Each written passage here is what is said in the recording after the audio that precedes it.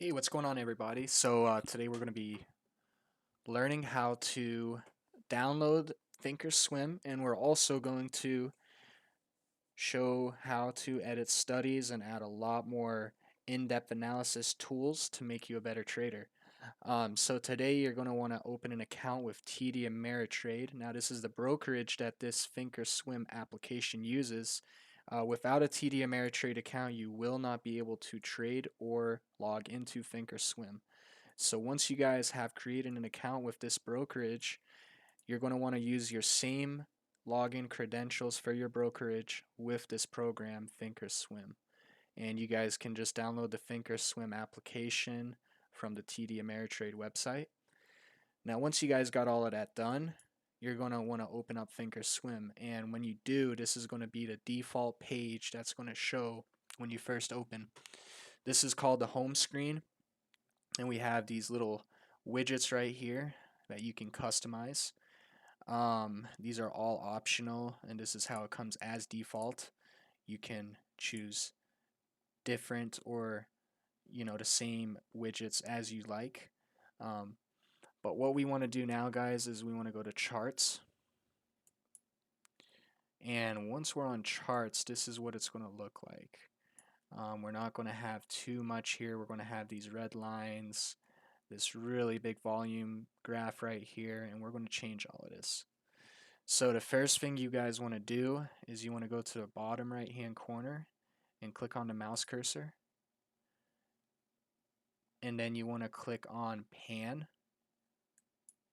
And what this allows you to do is it allows you to move freely, and you can also zoom in and zoom out by holding control on your keyboard and using the mouse wheel to zoom in and out.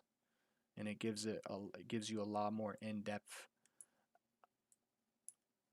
as you zoom in or out. Now we are on a 1 year 1 day chart, so for example I'm going to do a 1 day 1 minute chart, and as you can see we're pretty much zoomed out right now. It's just giving an over look of the 1 day chart. Now if we zoom all the way in, we can get a lot more precise and see the exact uptrends and downtrends, and we're going to show you how to also change the colors for these.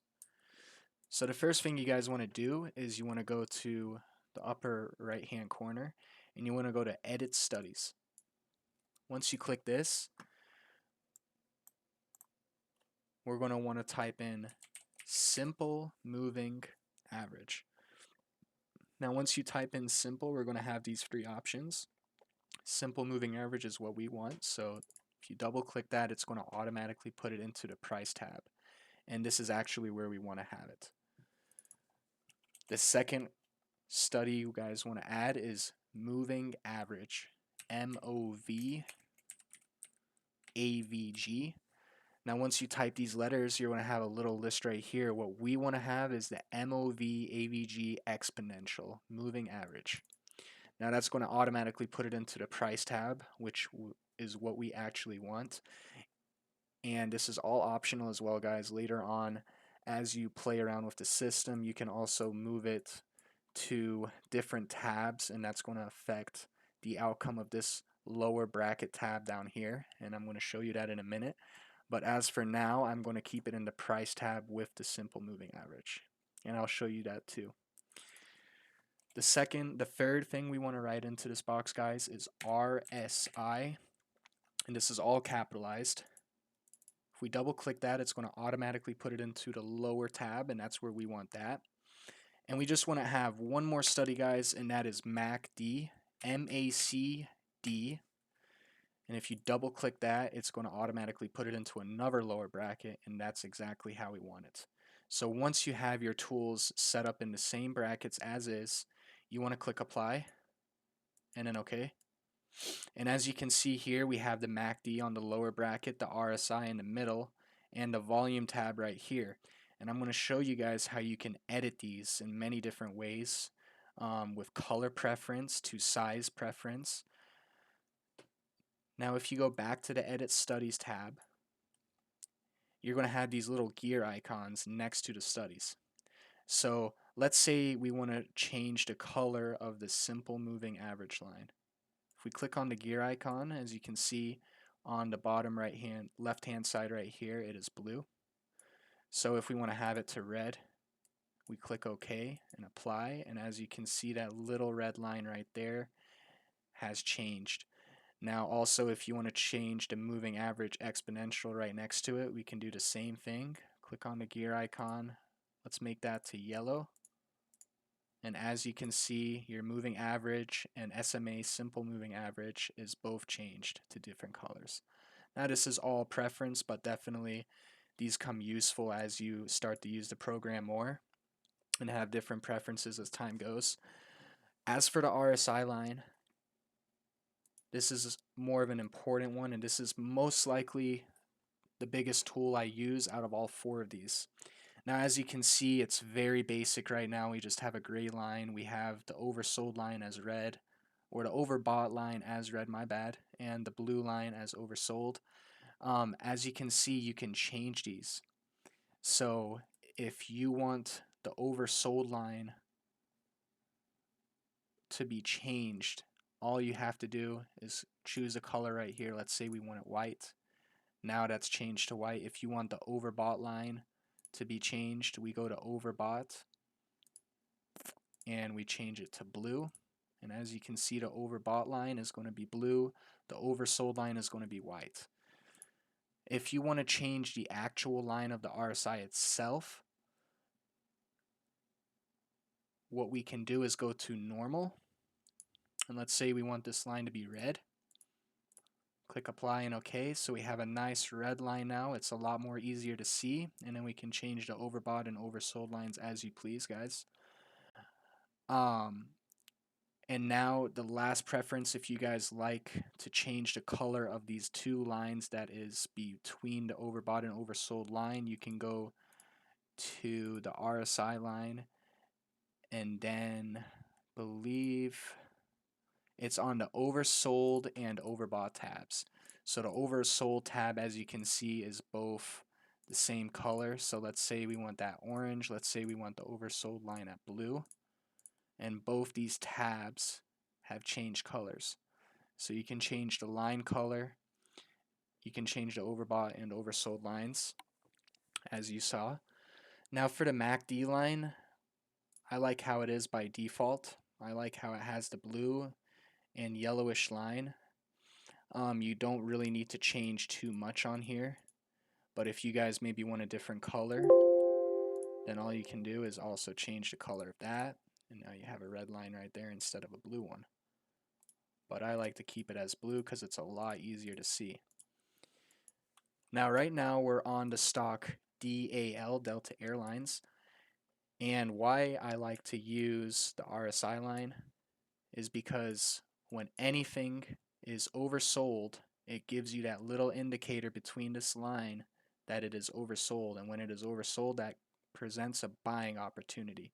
Not all the time is the RSI line going to be correct. Not all the time is it going to mean that a stock is going to go right back up just because it's oversold. As you can see right here, this became just nearly oversold, and it only went up a little before it went back down over time. As for here in the morning time, this presented a buying opportunity, and when it was oversold, it definitely had a nice $50 to $1 move throughout the day. The MACD also represents buying and selling opportunities.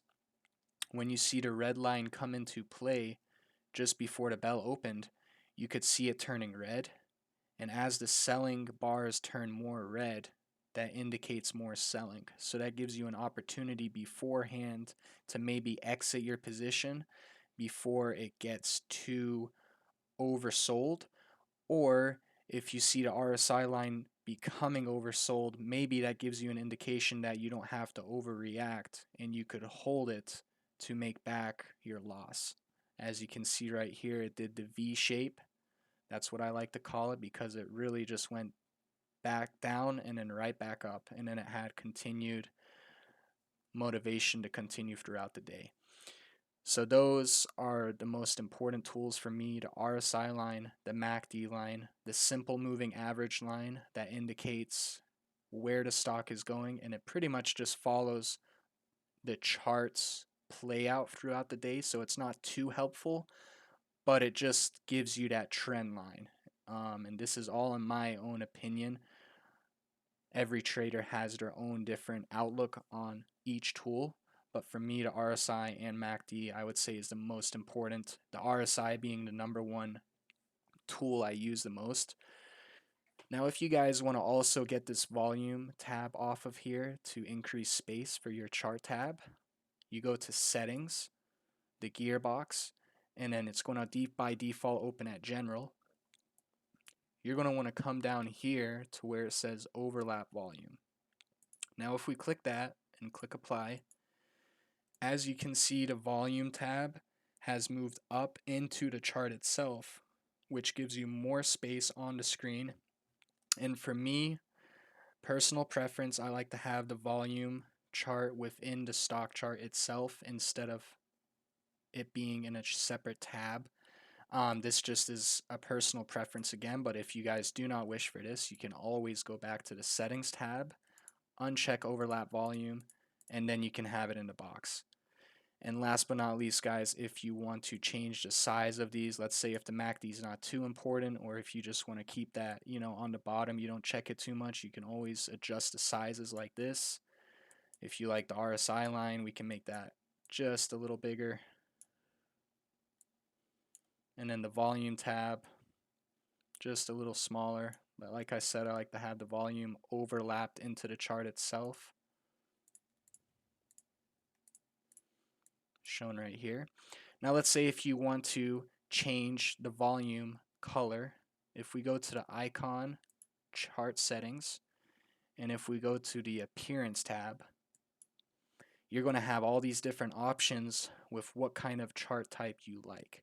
So by default it is at candle, but you can also choose bar, candle trend, and all these different ones. I have never tried any one besides candle. I just like how it looked when I first started, and I think this is the most presentable when it comes towards reading charts. You guys can also fill in your border up and border downs with different colors, and then this is a nice little preview on the right hand side to see what effects will take place once you've changed these. But I definitely like the old-fashioned green as up, red as down. And one more thing that bugs a lot of people out. Do you see these little grid squares right here? If you guys aren't a fan of that, you can always turn that off by going on the appearance tab and unchecking grid. As you can see, when we uncheck it, we have a nice clean chart with no grids. For some traders, this helps them a lot. For others, this could just be a personal preference thing. Again, it's totally optional, and if you also want to change the grid's color, you can change it to blue and all these other colors, but I definitely like the original default gray color with the grid on.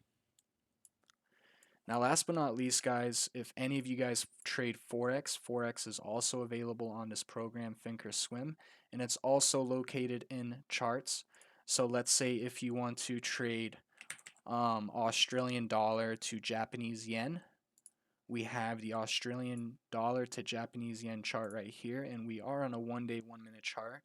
I don't trade Forex myself, so I do not understand anything of these charts for Forex. But again, if you guys are a Forex trader out here, ThinkOrSwim does have Forex supported. Alright guys, well I think that's it, and that's my basic rundown and tutorial for ThinkOrSwim. Hope you enjoyed it, and cheers.